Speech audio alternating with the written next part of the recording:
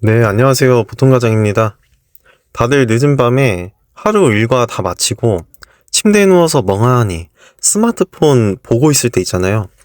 그때 화면 상단에 팝업 알림이 하나 툭 떠오르면 참 기분이 묘해집니다. 고객님, 다운로드하신 1만원 할인 쿠폰이 오늘 밤 12시에 만료됩니다. 마감 임박. 시계를 딱 보니까 밤 11시 40분인 거죠. 이제 고작 20분 뒤면 이 쿠폰이 영영 사라진다는 생각에 갑자기 나도 모르게 마음이 막 되게 다급해지고 심장이 쿵쾅거리기 시작합니다. 아니, 사실 원래는 살 생각이 전혀 없었던 물건인데도 지금 안 사면 왠지 나만 10,000원을 손해보는 것 같다는 묘한 기분에 휩싸이게 되더라고요. 허겁지겁 장바구니를 채우고 몇 초 만에 지문인식으로 결제 완료 버튼을 누르고 나서야 겨우 안도의 한숨을 내쉬며 잠자리에 듭니다. 마치 본인이 대단한 어떤 합리적인 소비를 해서 돈이라도 번 것 같은 착각 속에서 말이죠. 하지만 진짜 서글픈 순간은 다음날 퇴근길에 현관문 앞에 덩그러니 놓인 그 커다란 택배 상자를 마주할 때 시작됩니다. 어제 그렇게 심장을 졸여가며 결제했던 상자를 칼로 뜯고 내용물을 꺼내 드는데 이상하게 기쁘지가 않은 겁니다. 거실 바닥에 쪼그려 앉아서 그 물건을 가만히 내려다보고 있으면 머릿속이 차갑게 식으면서 찌르르한 후유증이 밀려오죠. 아, 이걸 내가 왜 샀지? 당장 쓸 데도 없는 건데. 고작 10,000원짜리 쿠폰 하나 쓰겠다고 쓰지도 않을 물건에 몇만 원을 통째로 날려버렸다는 한심한 현실을 그제야 마주하게 되는 겁니다. 사실 우리가 매일 아침 졸린 눈을 비비면서 출근길, 도로 위로 도망치듯 나서는 이유가 다들 뭔지 아시잖아요. 일터라는 거친 전장에서 내 자존심 다 깎아가며 상사 눈치 보고 욱신거리는 몸을 이끌고 온몸을 갈아 넣으며 버는 이 소중한 돈이잖아요. 그렇게 피땀 흘려 번 돈이 정작 내 통장에 머무는 시간은 스치듯 너무나 짧은데 스마트폰 알림 한 통에 휩쓸려 허무하게 빠져나간 숫자를 보면 가슴 한구석이 사정없이 아려옵니다. 이 씁쓸한 충동구매의 후유증을 겪고 나면 그날 밤 가계부를 들여다보는 가장들의 마음은 한없이 무거워질 수밖에 없어요. 다달이 나가는 묵직한 주택대출이자에 하루가 다르게 치솟는 아이들 양육비, 각종 공과금까지 계산하고 나면 매달 통장은 단 한 달도 삐끗해서는 안 될 만큼 아슬아슬하게 돌아가고 있잖아요. 이번 달에는 아기 장난감 하나를 덜 사더라도 지출을 좀 줄여보자고 아내와 다짐했었는데 정작 내 손가락 하나 잘못 움직여서 가계부에 툭 구멍을 내버렸다는 생각에 파트너의 얼굴을 보기가 문득 좀 미안해지더라고요. 거실에서 해맑게 웃으며 장난감을 가지고 노는 아이들을 바라볼 때, 혹은 하루 종일 좁은 집에서 가사노동과 육아로 지쳐 쓰러져 잠든 배우자의 뒷모습을 볼 때마다 밀려오는 자책감은 정말 이루 말할 수가 없습니다. 내가 가족들 편하게 해주려고 그 고생을 하며 돈을 버는데 정작 이런 쓸데없는 소비로 소중한 생활비를 축내고 있구나 하는 어떤 마음이 가슴을 툭 치고 들어오는 거죠. 아니, 우리가 무슨 돈이 썩어 넘쳐나서 풍족하게 펑펑 쓰는 부자도 아니고 매달 영수증과 카드값 명세서를 보면서 한숨을 쉬어야 하는 평범한 을에 처지잖아요.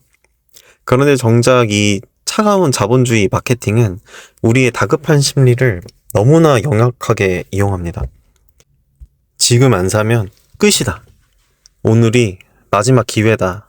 라며 끊임없이 우리를 코너로 몰아넣고 하루 종일 일터에서 에너지를 다 쓰고 정신력이 방전된 직장인들은 너무나 무기력하게 그 덫에 걸려들고 마는 겁니다.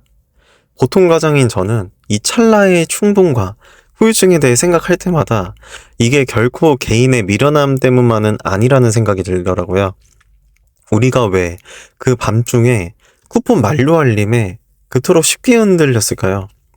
이거를 냉정하게 뜯어보면 낮 동안 직장과 일터에서 끊임없이 억눌리고 참아야만 했던 내 안의 어떤 보상 심리와 결핍이 그 밑바닥에 자리 잡고 있었던 겁니다.